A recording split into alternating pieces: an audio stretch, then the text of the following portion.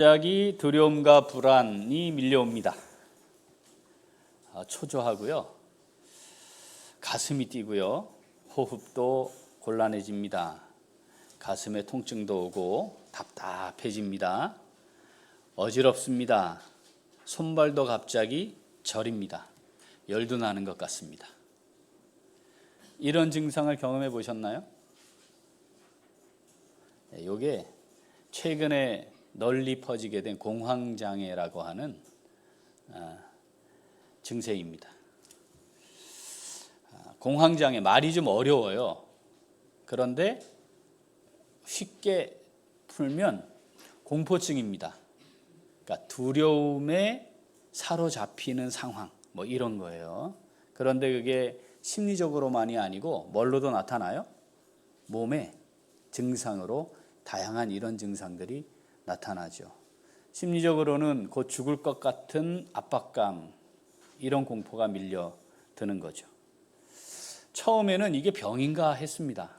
저도 생각을 해보니까 몇 번 이런 게 있었던 것 같아요. 근데 그냥 이게 무슨 병으로 이렇게 분류가 돼가지고 질병 분류가 있어서 이건 공황장애입니다. 뭐 이런 게 없었던 시절이었던 거죠. 근본 원인은 두려움입니다. 지금은 이제 이게 질병 분류도 되고 그래서 약물 치료도 하고 심리 치료도 하고 하면서 잘 관리가 되고 있는 이제 상황이기도 합니다. 두려움, 인생을 살면서 이 공황장애군요. 아이고, 이 공포증을 앓고 계시군요. 이렇게 진단되지 않아도 사람들 속에는 기본적인 두려움이 존재합니다. 사실 이 두려움에서 벗어나 살아가고 있는 사람은 아무도 없다고 해도 틀리지 않습니다. 왜냐하면 기본적으로 인생을 살아가면서 두려움에 쌓이게 될 수밖에 없는 요소들을 우리가 지니고 있기 때문에 그렇습니다. 지금까지 내 마음대로 안 됐어요. 혹시 예외이신 분 있어요? 지금까지 내 마음대로 됐다. 없으실 거예요. 그럴 리가 없어요. 자, 지금 내 마음대로 안 되고 있고 앞으로도 내 마음대로 안 되겠죠? 네. 이걸 우리가 직면하고 살고 있어요. 그러니까 두렵습니다. 시간이 가면 갈수록 좋아져야 하는데 시간이 가면 갈수록 무조건 나빠지는 게 있습니다. 뭐죠? 젊음이 사라져요. 오늘이 가장 젊고 건강한 날이에요. 시간이 가면 갈수록 점점 늙고요. 건강은 점점 약해지게 되어 있습니다. 인생을 살아오면서 예기치 못한 상황들을 자주 경험하면서 이런 마음도 있어요. 또 어떤 일이 내게 일어날까? 또 어떤 상황이 내게 벌어질까? 1년 전에는 상상할 수도 없었던, 아니 일주일 전에도 정말 상상할 수도 없던 이런 일이 어떻게 내 인생에 일어날까? 이런 염려가 있습니다. 결정적으로는 이 땅의 삶의 여정이 끝난다는 거죠. 그런데 그것도 내가 마음대로 할 수 없습니다. 피하고 싶고 늦추고 싶다고 해서 피해지고 늦춰지는 게 아니라는 걸 알게 됩니다. 이걸 알게 되는 순간부터 아무도 이 두려움과 공포에서 피해 나갈 수 없습니다. 방법은 뭘까요? 부정하는 거죠. 나만 그런 거야. 다 그런 거지. 원래 그래. 어쩔 수 없어. 어떻게 할 거야. 뭐 이런 생각입니다. 가끔 우울해지고 가끔 근심 가운데 깊이 들어가긴 하지만 그래 봐야 남는 거 아무것도 없더라. 그러니까 그냥 사는 거지 하고 살아갑니다. 종종 허무감이 막 밀려와요. 이게 전부인가? 이게 정말 단가? 나는 정말 이렇게 살다가 세상을 끝을 맞이해야 하는 건가? 그런데 나름대로 내가 하고 싶은 거 다 할 수도 있고 누리기도 하는 사람들이 이 허무감에 빠지면 이 순간 이런 두려움에서 벗어나기 위한 무엇인가 돌파구를 찾게 됩니다. 자, 요즘 계속 문제가 되고 있는 게 뭐죠? 마약. 그게 바로 그런 겁니다. 지금 있는 현실에서 벗어날 수 있는 방법이거든요. 가능하거든요. 그걸 경험해 보니까 이 허무함, 도무지 내 인생에 대한 두려움, 앞으로 내가 도달하게 될 불안한 미래, 불확실함, 여기서 벗어나는 것을 찾는 거죠. 이 두려움과 공포, 여기에서 벗어나 있는 사람은 사실 아무도 없습니다.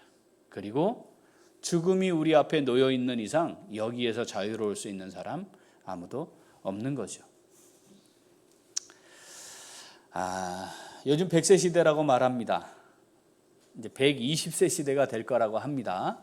그리고 조금 더 의학이 기술로 발전을 하면 또 다른 나를 하나 만들어 놓고 거기에 건강하고 싱싱한 장기를 가진 나를 하나 만들어 놓고 장기에 문제가 있으면 새 거 갖다가 끼워 넣는 이런 복제가 이루어지는 시대가 올 수 있을 겁니다. 그러면 120세 시대가 되고 그렇게 살 거라는 거예요. 자, 120세 살면 좋을까요? 120세 산다는 말은 영원히 살 수 있다는 말은 아닙니다. 죽음을 벗어날 수 있다는 말도 아닙니다. 결국 120년 살고 죽는다는 뜻이죠. 120세 시대가 도래했으니 너무 좋다. 그렇지 않습니다. 늙고 병들어 있는 시간이 더 길어진다는 말과 다르지 않을 수도 있죠. 피하고 싶지만 가능하면 내 인생에 늦게 오면 좋겠지만 내 마음대로 되지 않기 때문에 여기서 벗어나 살아갈 수 있는 사람은 사실은 아무도 없는 거죠.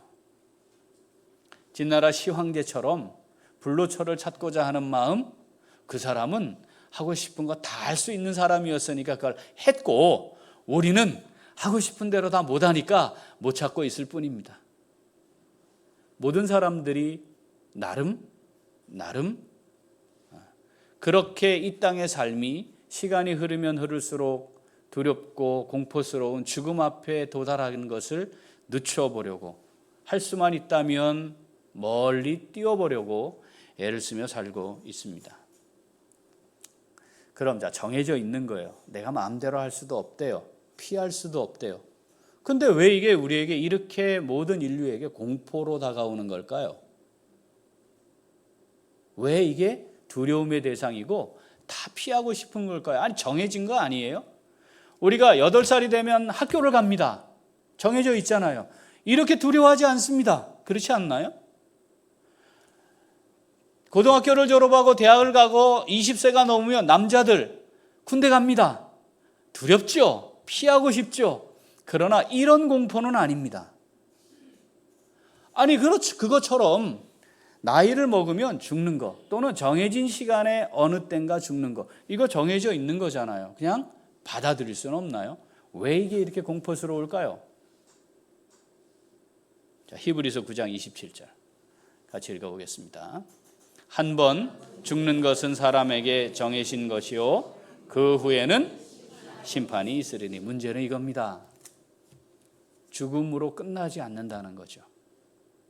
죽음 이후의 세계가 분명히 있고, 이 땅의 삶이 끝나는 그날 하나님께서 이 땅의 삶에 대한 확실한 평가를 하시겠다는 건데, 성경은 이것을 심판이라고 합니다. 심판 반대말은 뭐죠?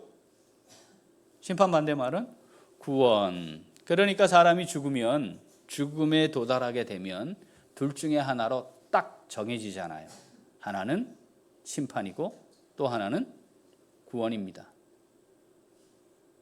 자, 죽음에는 도달하게 되어 있는데 그 이후에 이게 구원인 사람과 심판인 사람이 극명하게 갈리게 되는 건데, 구원의 은혜를 모르고 살아가는 사람들에게는 이 죽음이라고 하는 것이 심판에 이르는 마지막 통로이니까, 바꿀 수 없는 유일하고 마지막 통로이니까 이건 두려움입니다. 모든 사람들의 기본적인 본성에 죄가 있어요. 죄가. 그러니까 이걸 느끼게 되는 거죠. 자, 죽음 이후에 두 곳 중에 한 곳을 간대요.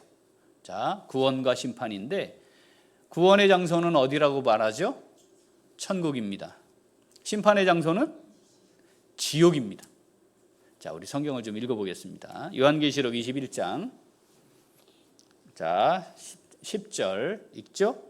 성령으로 나를 데리고 크고 높은 산으로 올라가 하나님께로부터 하늘에서 내려오는 거룩한 성 예루살렘을 보이니 하나님의 영광이 있어 그 성의 빛이 지극히 귀한 보석 같고 벽옥과 수정같이 맑더라. 21절 그 12문은 12진주니 각 문마다 한 개의 진주로 되어 있고 성의 길은 맑은 유리 같은 정금이더라. 아멘. 혹시 댁에 금괴 좀 갖고 계시는 분 있습니까? 그 금고에 잘 보관하고 계시겠죠?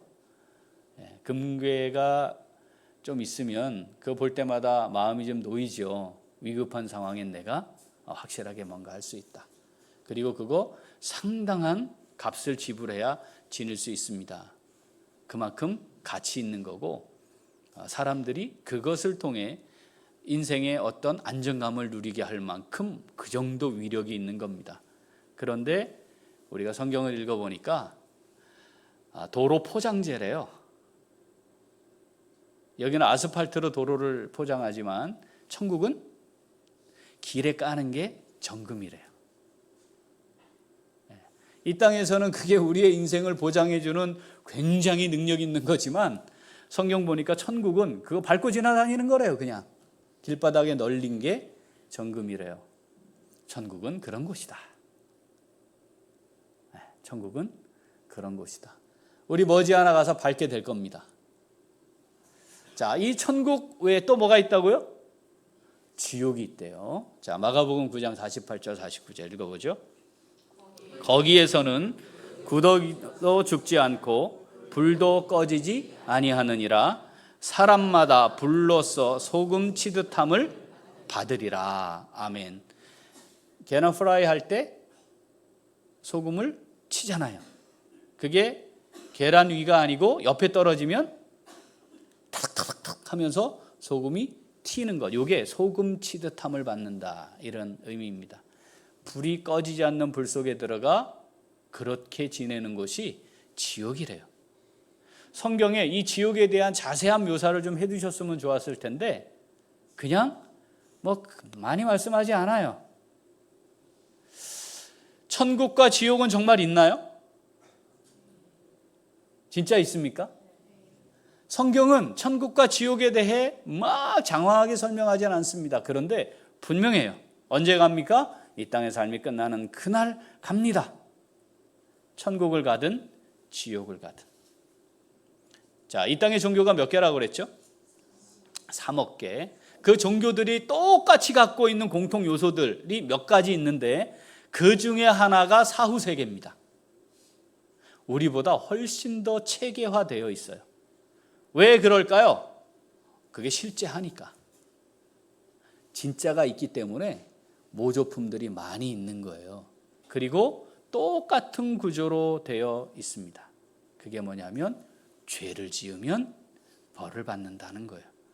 죄 지으면 죄를 해결하지 못하면 사함받지 못하면 그 죄만큼 지옥에 가 벌 받는다 이런 겁니다.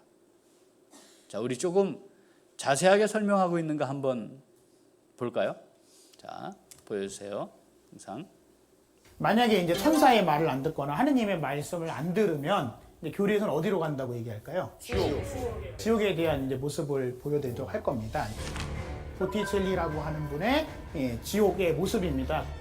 지옥은 9개의 단계로 이루어져 있다라고 단테의 신곡에 나옵니다. 그럼 이제 인구 밀도적으로 어디가 살기 힘들까요? 밑에. 그래서 여기가 가장 최악의 지옥입니다. 그래서 위에는 좀 이렇게 뭐 견딜만한, 물론 지옥이니까 뭐 마냥 편한 데는 아닙니다. 하지만 밑바닥보다는 살만한 곳이고요. 살만한 지옥. 살만한 지옥. 제 첫 번째 단계의 지옥은 림보라고 해서 지옥 같지 않은 지옥이에요. 두 번째의 지옥이 이제 음란한 사람들, 욕망이 많은 사람들. 세 번째의 지옥이 식탐 많고 음식물 쓰레기 많이 버리는 사람들. 그게 안 돼요? 왜요? 누군가는 그것을 사지 못하고 먹지 못해서 돌아가시는 분들도 있잖아요. 그러니까 내가 하고 싶다고 해서 내 마음대로 다 할 수 있는 건 아니다. 네 번째 지옥은 인색한 사람들이 가는 곳이죠. 다섯 번째 지옥은 분노 때문에 스스로를 망치는 사람들. 점점 좁아지는 이 여섯 번째 지옥부터가 아주 나쁜 놈들, 악의가 있는 사람들이 가는 건데요. 여섯 번째 지옥이 바로 이제 이단들이 가는 곳입니다. 그 다음에 이제 일곱 번째 지옥이 다른 사람에게 폭력을 가하는 사람들이 가는 곳입니다. 신체적인 폭력도 폭력이고요. 어떤 경우에는 언어적인 폭력이 더. 그래서 특별히 말을 더 조심하셔야 되죠. 네. 그리고 이제 여덟 번째 지옥이 이기주의자들이 가는 곳이죠. 그리고 이제 마지막으로 이제 이 아홉 번째 지옥이 사람이 하느님한테 지을 수 있는 죄 중에 가장 큰 죄를 저희는 배신이라고 이야기를 하거든요. 하느님을 포함해서 모든 사람들을 배신한 사람들이 가는 곳. 불교의 지옥은 이렇게 설명할 수가 없습니다. 왜요? 불교도 단계별로 있지 일단 않습니까? 너무 많습니다. 아, 인원도 불교는 파별 팔한 지옥이라고 8개의 끓는 지옥과 8개의 아주 추운 지옥이 있는데 그 한 지옥마다 소지옥이 16개씩 있습니다. 분류가 됐어. 그리고 어느 한 지옥만 또 하필 18개가 있어요. 제가 어떻게 아무리 빠르게 설명을 하고 해도 신분처럼 설명할 수는 없는. 아 근데 그렇게 세분화시켰으면 빠져나갈 구멍이 없겠는데 무조건. 웬만한 사람 지옥 다 갈 것 같아. 네. 웬만한 사람은 지옥에 다 갈 것 같대요. 자, 이런 내용들이 왜 있느냐, 왜 이런 말들이 만들어지느냐, 영화도 나오지 않았나요? 신과 함께? 라고 하는 영화에서도 지옥에 대한 이야기를 소재로 해서 그 영화를 만들었어요. 왜 이런 이야기들이 있다고요? 실제로 있는 거니까. 다만 어떤 건가에 대해서는 자기들 나름대로 이제 만들어낸 겁니다. 자, 성경에 기록되어 있어요. 사람이 죽는 것은 정해져 있다. 그 후에 심판을 받게 되는데 구원받지 못한 자들은 그 자기의 죄의 문제를 해결하지 못함을 인해 자기의 죄에 대해 형벌받는 지옥으로 가게 되어 있다.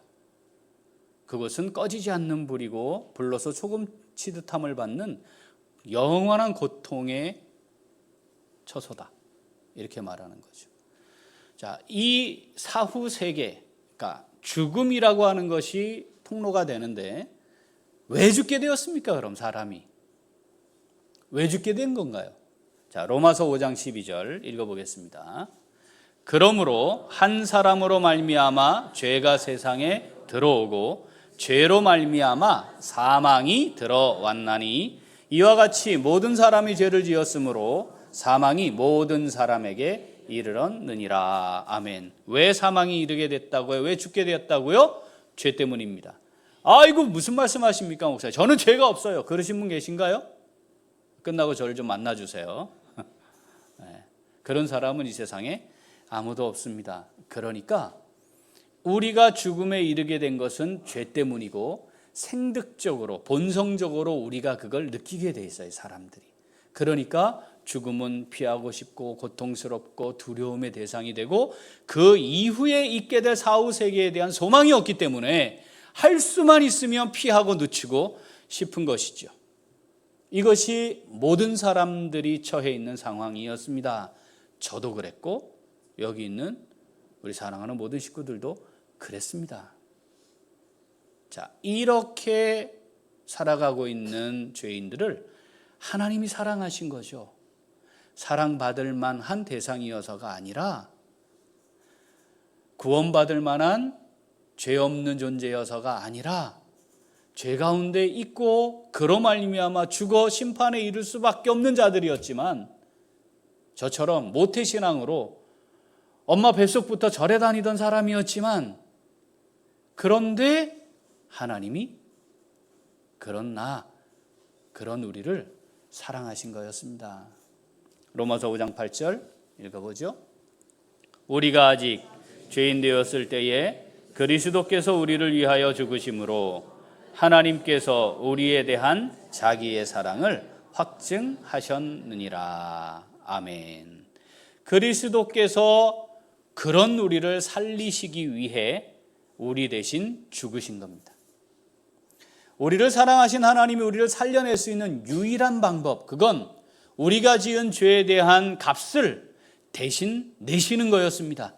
우리가 내야 할 죄값을 대신 예수님께 치르도록 하셔서 우리가 더 이상 죄값을 치르지 않아도 되게 하신 겁니다. 자, 우리 옆에 분 한번 보실까요? 오늘 점심 제가 쏘겠습니다. 네. 아니, 이럴 때 한번 쏘세요. 확실히. 왜냐하면 오늘 교회에서 점심 먹을 거니까 막 쏘면 되지. 자, 오늘 점심 제가 쏘겠습니다. 그러면 나는 대접하는 사람이 되고 그분은 대접받는 분이 되겠죠. 대접받는 분은 식사하지만 밥 먹지만 그래? 그럼 오늘 좋은 데 가자. 그래, 오늘 좋은 데 갑시다. 제가 확실하게 쏠게요. 그래서 무엇을 먹었든 얼마를 지불해야 했든 먹기는 먹지만 돈 내지 않습니다. 왜냐하면 대신 돈 내는 사람이 있기 때문이죠. 죄를 지었습니다. 죄가 없어지지 않는 한 이 죄에 대해 형벌을 받도록 되어 있습니다. 여기서 벗어날 수 있는 길은 없는 거죠. 문제는 죄가 없어져야 합니다. 그런데 어떻게 있는 죄가 없어집니까? 그러니까 유일한 방법은 그 죄 때문에 받아야 하는 형벌을 대신 받게 하는 거였습니다. 하나님이 우리를 너무나 사랑하셔서 이대로 영원한 그 심판의 지옥에 이르지 않도록 하고 싶으신 거죠. 그래서 죄 없는 아들을 대신 십자가에 못 박아 죽여서 우리가 갚아야 할 죄값을 대신 갚게 하셨습니다. 자, 이 사실을 믿는 사람들에게는 이 속죄의 은혜가 그대로 임하여 구원에 이르게 하겠다라고 우리 하나님께서 말씀하시고 이 사실을 믿으라고 말씀하시는 겁니다. 사랑하는 귀한 식구들, 우리에게 그 믿음이 있기 때문에 지금 주일 이 시간에 이곳에 모여 하나님 앞에 예배하고 있는 줄 믿습니다.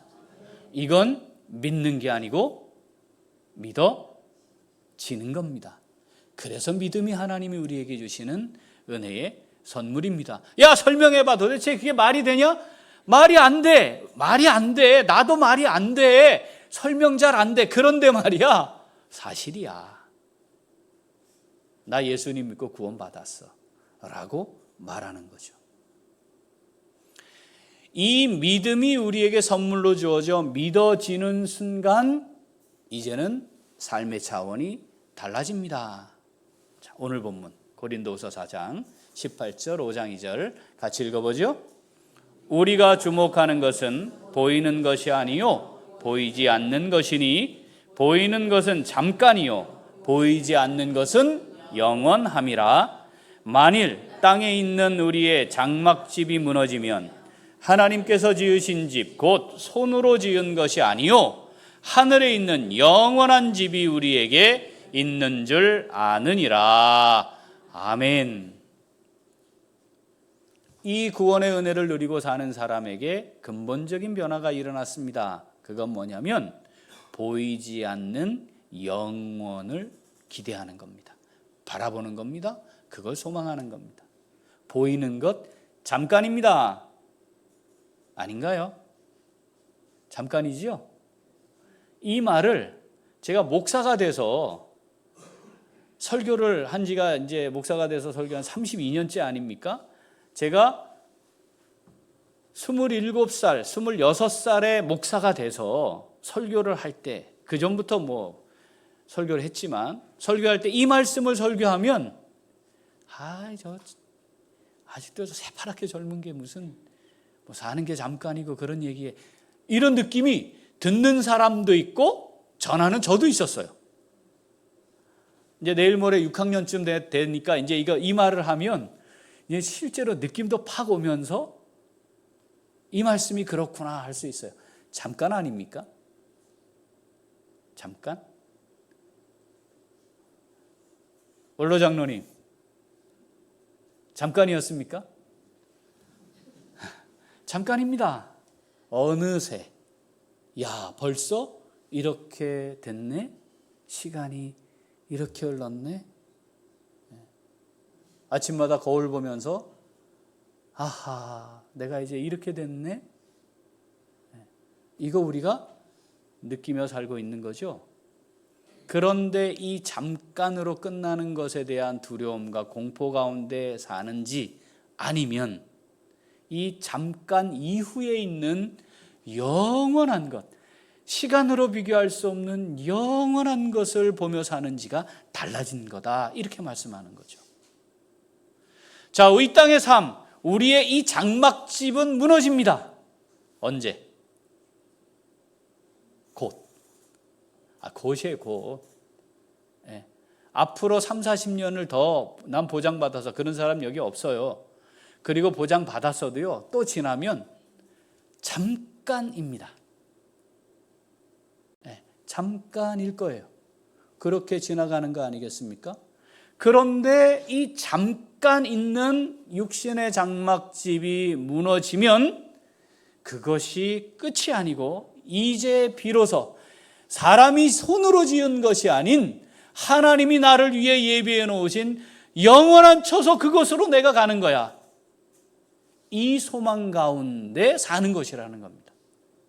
어떤 사람은 예수 그리스도의 속죄의 은혜를 입어 죄의 문제가 해결되어 이 소망 가운데 사는 사람은 그러한 거래요. 그래서 겉사람은 날마다 늙어져 가지만 속사람은 새로워져요. 왜 새로워져요? 그 영원한 처소를 향해 갈 날이 가까워진 거니까. 혹시 새 아파트 분양받으신 분 여기 계십니까? 분양받은 아파트가 잘 지어져 가고 있어요. 야, 잘 올라가고 있네. 좀 있으면 나 저기 들어가겠는데, 좀 있으면 들어가는데. 여러분, 그런 경험, 첫 집을 장만하실 때 그런 경험 해보지 않으셨습니까? 그곳에 들어가 살 것. 지금까지 내가 살았던 새빵살이 하고 있던 이거, 주인에 따라 늘 스트레스 가운데 있던 이곳을 벗어나 이제는 내 집을 향해 들어간다. 저기는 이제 내 집이다. 이사할 일도 없다. 아파트 값이 더 오르면 더 좋겠다. 뭐 이런 기대 가지고 들어가잖아요. 여러분, 지금 우리가 이 땅을 살아가고 있는 삶, 이것과 하나도 다르지 않은 겁니다. 여러분, 거기에 분양받은 내 집 지어지고 있는 거 보고 계십니까? 그러면 이 땅의 삶이 소망 가운데 사는 삶이 되는 것이죠. 하나님께서 우리에게 베푸신 구원의 은혜는 바로 그런 겁니다. 그런데 잠깐 있는 것, 눈에 보이는 것, 이 땅에 있는 것, 죽는 순간 아무 의미가 없는 것, 그것을 위해 내 인생을 올인해버리면, 거기에 올인하고 살면, 그것이 내 인생의 가장 중요한 가치로 여기고 살면 허무, 헛되고 헛되니 모든 것이 헛되도다. 도달해보지 않아도 아는 그 길을 가게 되는 것이죠. 사랑하는 우리 귀한 식구들, 이 땅의 삶이 끝나는 그날 우리가 거하게 될 하나님이 주신 영원한 처소에 우리가 다 함께 이르게 될 수 있기를 소원합니다. 거기서 누리게 되는 그 영원한 영광의 삶을 기대하고 또 기대하고 그 소망을 붙들고 이 땅의 고단한 인생이지만 멋지게 믿음으로 살아갈 수 있게 되기를 소원합니다.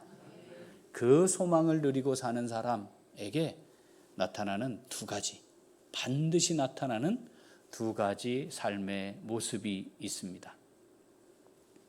첫 번째는 그 하나님의 은혜에 보답하며 살고자 합니다. 아까 말씀드린 것처럼 잘 아시죠? 제가 모태 불교신자 아닙니까? 모태 불교신자.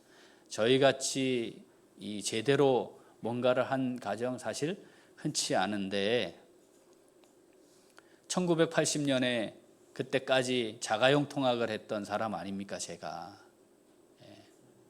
급이 다른 사람이었습니다. 제가 노는 물이 달랐던 사람. 예수 믿고 쫄딱 망했습니다. 예수 믿었습니다. 그런데 그 이전에 살았던 삶과 그 이후에 살았던 삶을 비교하라 하면 고단하고 괴롭고 힘들었지만 비교할 수 없는 정말 하나님 앞에서 누리는 기쁨과 감사가 은혜가 넘쳤습니다. 그때 주님을 만난 이후 지금까지 그때 가졌던 그 마음 변치 않았습니다. 오히려 더 깊어졌습니다. 이 은혜에 내가 보답하며 살아야겠다. 나를 구원하신 하나님의 사랑, 나를 구원하시기 위해 아낌없이 생명을 내어주신 주님을 위해 살아야 되겠다. 이 삶의 분명한 내 삶의 목적, 표대는 단 한 번도 바뀐 적이 없습니다. 사랑하는 우리 귀한 식구들, 나를 살리신 주님을 위해 나는 그 은혜에 어떻게 보답하려고 살고 있습니까? 그때는 그랬는데, 그때는 그랬었는데 과거로 남지 않아야 합니다.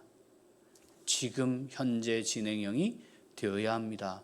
그리고 앞으로 더 깊이, 더 풍성히 이 은혜에 보답하며 살아야 되겠다라고 우리의 마음이 움직여져야 합니다.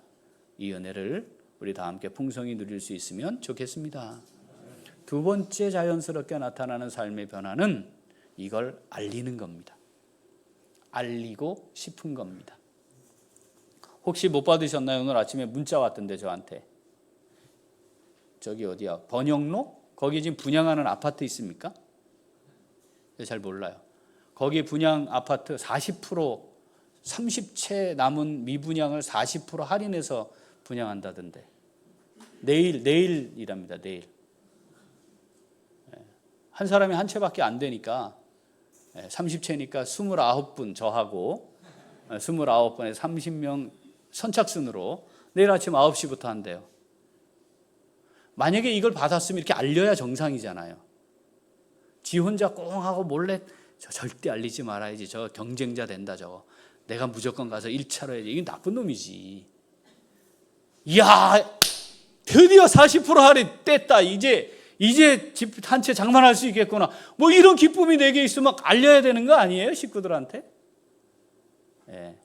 자, 여기까지 그럴 것이다라는 이야기지. 예. 그런 문자 받은 적 없습니다. 예를 들어서 그렇다 이 말이지요. 아니 이런 것도 우리가 알리고 싶은데 막 전화해가지고 야 이번에 일은 빨리 와라. 이거 빨리 잡아라. 뭐 이런 거 알리고 싶은 거잖아요. 그런데 영원한 천국에 갈 수 있다는 걸 알았어요. 내가 그걸 누리고 살고 있어요. 그런데 그렇지 못한 사람을 보고 있어요. 그 사람이 나의 가족이에요. 그 사람이 나의 동료예요. 그 사람이 나의 친구예요. 그 사람이 친척이에요. 아니 아까 우리가 본 것처럼 이 세상에 3억 개의 종교가 다 말하고 있는 죄 지은 놈은 지옥가, 이걸 알고 있는데 거기에 가는 걸 두고 볼 수 있다? 그럴 수 없는 거죠. 그런데 거기까지는 그럴 수 있어. 그런데 거기가 아니고 천국에 가는 거야. 이걸 알고 있어요. 그걸 알리고자 하는 게 정상이 아니겠습니까? 포기하지 마십시오. 낙심하지 마세요. 하나님의 때가 되면 반응케 하실 겁니다. 우리가 할 일은 낙심하지 않는 겁니다. 포기하지 않는 겁니다. 말하는 겁니다. 말해 주는 겁니다. 야, 40% DC해 준대. 받아들이고 안 받아들이고는 그 사람의 문제인데 나는 알리는 거지. 왜냐하면 사랑하는 식구니까 그런 게 있으면 나누고 싶은 마음이 있는 걸 알리는 거죠. 그런데 영원한 심판의 처소에서 영원한 안식의 처소로 길바닥에 정금으로 포장을 한 그곳으로 하나님이 인도하신다는데 그거 알리는 거죠. 말해주는 거죠. 이거 너도 누리면 좋겠다. 나는 이미 누리고 있는데 이 소망 가운데 내가 살고 있는데 너도 그러면 좋겠다. 그런데 이 소망 가운데 사는 사람들은 분명한 하나님의 말씀을 알아요. 전하라, 알려라, 전해라. 네가 가서 전해야 한다. 하나님이 우리에게 명령하신다는 사실도 알고 있어요. 당연히 해야 할 일인데 명령이기도 한 거죠. 그러니까 어떻게? 그거 알리게 되는 것입니다. 사랑하는 우리 귀한 식구들, 우리에게는 천국 소망이 있습니까? 천국 소망이 있으십니까? 한 번 더. 천국 소망이 있으십니까? 그리고 우리 여기 있잖아, 그죠? 두 가지 확인해 보자고요. 첫 번째 뭐예요? 이 천국에 거하게 하신 그 은혜에 내가 평생 보답하며 살아야지. 내가 이 은혜를 어떻게 하면 갚을 수 있을까? 이 마음으로 살아야지입니다.